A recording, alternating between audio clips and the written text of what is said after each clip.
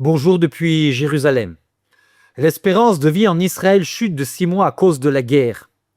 Le Bureau central des statistiques d'Israël a publié ce lundi un rapport révélateur sur l'impact de la guerre déclenchée le 7 octobre sur la société israélienne.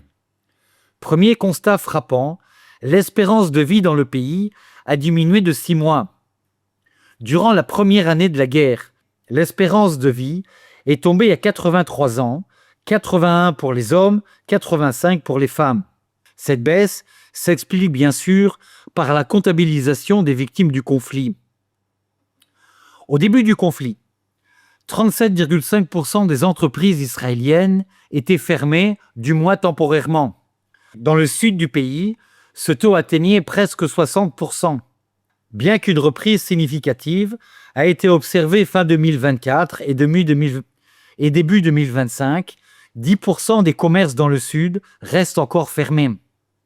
La guerre a également profondément affecté le bien-être psychologique des Israéliens. Le taux de personnes souffrant de dépression dans l'ensemble de la population a bondi de 25% à 33% en 2024. Cette hausse est encore plus marquée dans les localités situées à moins de 15 km de la frontière libanaise. Ce taux est passé de 24 à 36%. Et puis nous passons à une nouvelle religieuse avec l'établissement de la fête annuelle des Latins de Chypre. Comme vous le savez, Chypre est partie du patriarcat latin de Jérusalem. Samedi dernier, le 24 janvier, l'Église latine et la communauté latine de Chypre célébraient la première fête annuelle officielle des Latins de l'île, instituée le jour de la conversion de la fête de Saint-Paul.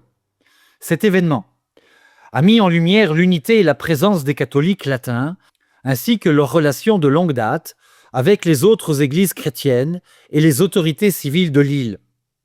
Sa béatitude, le cardinal Pier Battista Pizzaballa, patriarche latin de Jérusalem et évêque de Chypre, présidait la messe concélébrée par Monseigneur Bruno Variano, vicaire patriarcal de Chypre, ainsi que les membres du clergé de l'église maronite.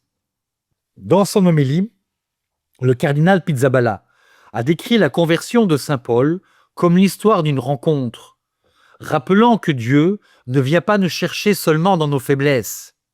Dieu entre en nous non seulement dans nos fragilités évidentes, mais aussi dans nos certitudes religieuses, nos cadres bien construits, nos sécurités spirituelles.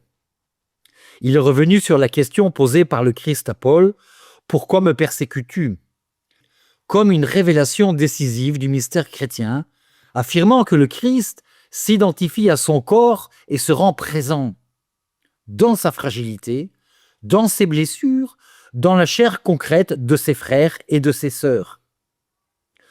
Toute rupture de la communion, a-t-il noté, blesse le Christ lui-même, faisant de l'unité chrétienne non pas un ornement de la foi, mais une dimension essentielle du mystère du Christ.